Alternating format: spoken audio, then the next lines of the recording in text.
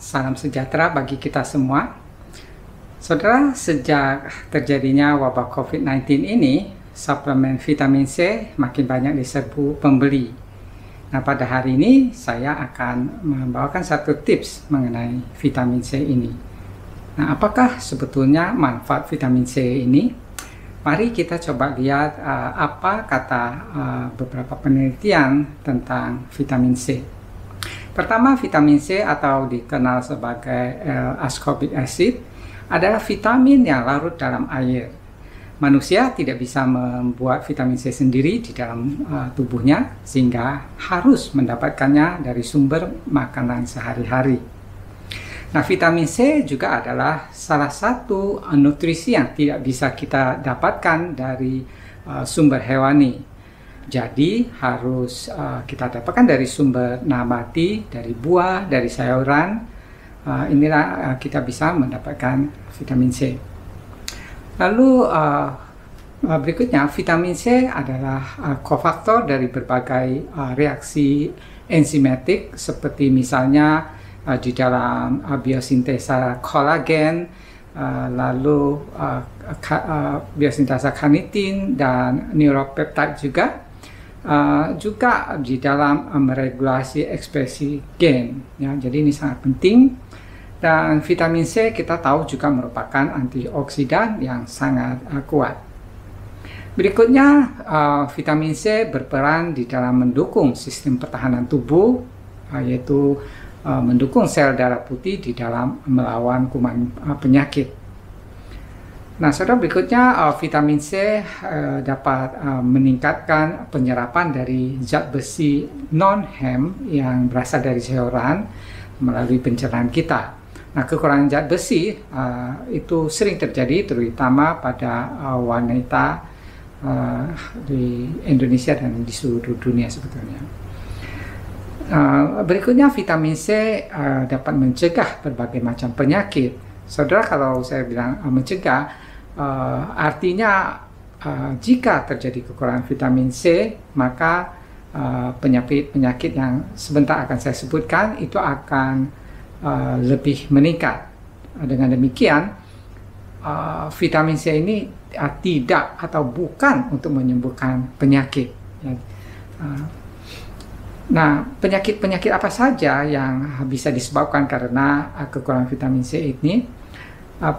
Pertama, vitamin C itu bisa mencegah penyakit kardiovaskular, penyakit jantung, dan stroke. Vitamin C juga bisa mencegah berbagai jenis penyakit kanker, bisa mencegah diabetes tipe 2, mencegah Alzheimer atau pikun, lalu juga bisa mencegah katarak, gout, asma, dan yang sering kita dengar adalah untuk mencegah flu, terutama pada orang yang sedang stres fisik, seperti misalnya setelah habis olahraga. Jadi inilah peran vitamin C di dalam mencegah berbagai penyakit ini.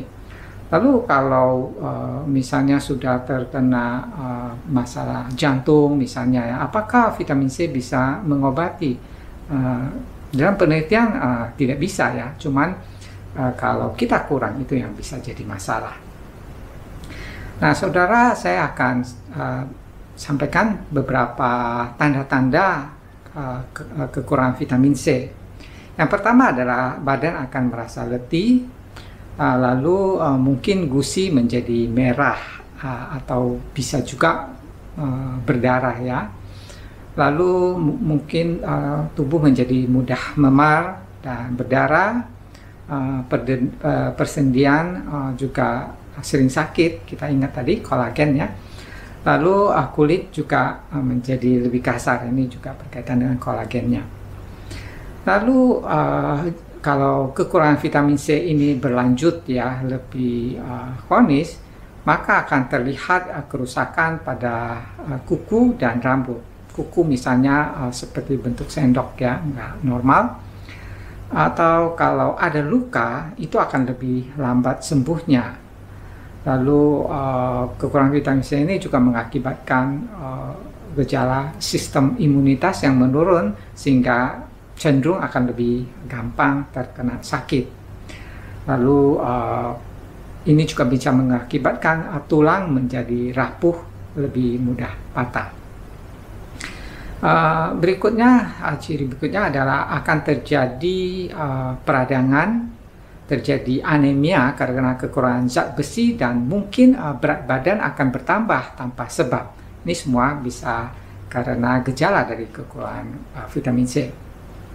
Nah, saudara, kebutuhan vitamin C kita hanya sekitar 90 mg bagi pria ya, dan bagi wanita ada sekitar 75 mg. Nah, jumlah ini sebenarnya tidak banyak ya. Satu gelas pepaya yang beratnya 150 gram itu sudah memberikan 90 mg vitamin C. Jadi ini pas untuk kebutuhan vitamin C seorang pria. Kalau wanita tentu lebih sedikit kebutuhannya. Nah, karena vitamin C ini tidak banyak disimpan oleh tubuh, maka kita harus mendapatkan kecukupan vitamin C setiap hari melalui makanan yang kita makan. Nah, saudara, apakah pada masa pandemi COVID ini sebaiknya kita ikut-ikutan untuk makan suplemen vitamin C untuk lebih menguatkan sistem imunitas? Vitamin C sama seperti vitamin-vitamin yang lain, jika kekurangan itu akan bermasalah bagi kesehatan. Tapi sebaliknya, kalau berlebihan itu juga bisa bermasalah. Jadi dalam hal ini sebaiknya kita mendapatkan vitamin C secukupnya saja dan dari sumber terbaik melalui makanan setiap hari. Ya, jadi mungkin tidak ada gunanya saudara kita suplemen vitamin C. Dan sumber terbaik vitamin C adalah melalui makanan yang alami, bukan dari suplemen. Suplemen yang terbaik dan termahal di dunia ini tidak ada yang bisa menyaingi kehebatan vitamin C dari makanan seperti pepaya, jeruk, brokoli, atau makanan-makanan utuh lainnya yang kelihatannya sederhana. Nah, saudara, buah dan sayur yang sederhana ini bukan saja mengandung vitamin C, tapi juga mengandung berbagai vitamin dan non-nutrisi yang namanya fitokimia, yang lainnya yang banyak sekali jenisnya. Ini semua akan bersinergi dengan vitamin C sehingga akan memberikan manfaat yang optimal buat tubuh kita. Nah, saudara, banyak orang yang berpikir kalau suplemen sekali makan itu bisa mendapatkan sekian ratus miligram, bahkan 1000-2000 miligram. Jadi itu bisa buat stok di dalam tubuh. Nah, ini pemikiran yang tidak benar ya. Ada hal yang perlu saudara ketahui. Semakin banyak vitamin C yang kita makan, maka akan semakin sedikit persentase yang bisa diserap oleh tubuh, dan yang tidak bisa terserap, yang lebih ini diapain? Tubuh terpaksa harus membuang keluar dari tubuh melalui ginjal.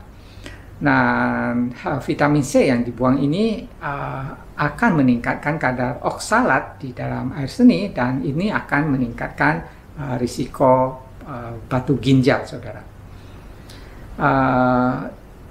Ya, dosis yang lebih tinggi dari vitamin C ini mungkin bermanfaat kalau sedang sakit, ya misalnya sakit flu ya, maka konsumsi vitamin C ini mungkin boleh kita makan lebih banyak. Tapi saya ingatkan kembali, pilihan terbaik adalah mendapatkan vitamin C dari sumber-sumber makanan alami. Nah, saudara, ada beberapa makanan yang sangat kaya dengan vitamin C ya. Kalau saudara perlu, ini ada beberapa. Yang pertama namanya acerola atau Barbados cherry ya. Dalam setengah gelas saja atau sekitar 49 gram acerola ini mengandung 822 mg atau setara dengan 900% lebih dari kebutuhan harian vitamin C kita. Jadi tentu kita tidak makan banyak-banyak ya. Kita bisa campurkan beberapa biji di dalam jus, smoothie, dan lain sebagainya. Kalau saudara susah mendapatkan acerola cherry ini, saudara bisa tanam sendiri juga ya. Bisa beli bibitnya di toko online atau bisa juga ada yang jual dalam bentuk beku. Lalu makanan yang terkenal kaya dengan vitamin C yang banyak di Indonesia adalah jambu biji. Sebiji jambu biji merah saja itu mengandung 126 mg vitamin C atau setara dengan 140% dari kebutuhan harian vitamin C kita. Berikutnya adalah blackcurrants. Blackcurrants setengah gelas saja, sekitar 56 gram. Ini mengandung 100 mg vitamin C atau sekitar 112% dari kebutuhan harian kita. Yang lainnya adalah paprika kuning. Setengah gelas atau 75 gram paprika kuning itu mengandung 137 mg vitamin C atau setara dengan 152% dari kebutuhan harian vitamin C kita. Yang merah itu juga sangat tinggi vitamin C-nya. Untuk paprika ini semakin masak maka kandungan vitamin C-nya itu akan semakin tinggi. Berikutnya adalah kiwi. Ya, sebuah kiwi ukuran sedang itu mengandung 71 mg vitamin C atau setara dengan 79% kebutuhan harian vitamin C kita. Lalu leci, buah leci ini mengandung hampir 7 gram vitamin C, dikit, tapi leci kan kecil ya. Jadi dengan makan selusin leci itu sudah hampir memenuhi kebutuhan harian vitamin C kita. Berikutnya adalah lemon. Sebiji lemon dengan kulitnya itu mengandung 83 mg vitamin C atau setara dengan 92% kebutuhan vitamin C kita. Lalu jeruk ya, sebuah jeruk ukuran sedang itu mengandung 70 mg vitamin C atau setara dengan 78% kebutuhan harian vitamin C kita. Dan tentu saja buah sitrus lainnya ya, seperti jeruk bali, jeruk nipis, dan jeruk yang lain itu cukup tinggi juga kandungan vitamin C-nya. Lalu berikutnya saudara, strawberry. Segelas strawberry sekitar 150 gram itu mengandung 89 mg vitamin C atau sekitar 99% dari kebutuhan harian vitamin C kita. Lalu pepaya. Seperti saya tadi sudah sampaikan, 150 gram pepaya itu sudah cukup untuk memenuhi kebutuhan vitamin C sehari. Dan dari sayuran, brokoli cukup tinggi ya, setengah gelas brokoli yang dimasak itu mengandung 51 mg vitamin C, sekitar 57% kebutuhan harian vitamin C. Jadi kalau saudara makan 1 gelas brokoli saja itu sudah lebih dari cukup. Dan bukan hanya brokoli ya, semua sayuran dari keluarga crucifera seperti kale, Brussels sprout dan lain-lain itu umumnya cukup tinggi juga kandungan vitamin C-nya. Berikutnya saudara, kita semua mungkin sudah tahu bahwa vitamin C ini sangat mudah rusak kalau terkena panas, dimasak ya. Jadi dalam hal ini tentu makan mentah atau panas secukupnya itu akan lebih baik dibandingkan kalau dimasak. Nah, saudara, terakhir saya akan memberikan beberapa tips bagaimana meningkatkan konsumsi makanan yang kaya vitamin C. Dan juga bukan hanya vitamin C, tapi nutrisi pendukung yang lain untuk menjaga sistem imunitas kita supaya berfungsi dengan baik di masa pandemi ini.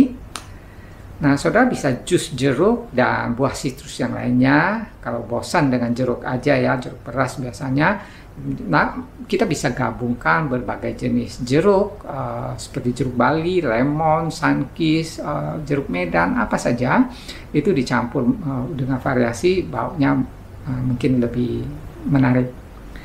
Nah, saat jus jeruk sebaiknya bagian yang putih ya, kulit di dalamnya kan ada yang putih itu sebaiknya digunakan sebanyak mungkin, ikut di jus juga karena di bagian itu vitamin C-nya itu sangat banyak dan juga fitokimia yang lainnya. Lalu tips kedua adalah jus apel hijau, wortel dan jeruk. Ini kita gabung, itu sangat menguatkan imun sistem juga. Yang berikutnya adalah jus beet, dicampur dengan wortel dan apel, dan kalau saudara suka jahe, saudara boleh masukkan sedikit jahe. Berikutnya adalah jus strawberry atau jenis berries yang lainnya, dan saudara bisa campur dengan kiwi, atau kalau lagi musim mangga, saudara juga boleh campur dengan mangga. Itu akan sangat enak dan sangat menguatkan sistem imunitas. Berikutnya adalah semangka, ya. Semangka, kalau bosan semangka saja, saudara bisa campurkan sedikit dengan daun mint, atau bisa juga dicampur dengan melon, ya, semangka ini dan daun mint juga. Ini akan kaya dengan vitamin C juga. Nah, saudara, jus-jus yang tadi saya sebutkan ini, saudara boleh taburkan juga dengan biji labu atau pumpkin, ya, biji pumpkin ya, yang kita blender. Nah, biji pumpkin ini sangat kaya dengan berbagai mineral dan terutama zinc atau seng, ya. Ini adalah antioksidan yang sangat penting, sangat baik untuk mendukung kekebalan tubuh, dan kita seringkali kekurangan zinc ini. Nah, demikian saudara tips pada kesempatan ini, kita bermanfaat dan Tuhan memberkati kita semua.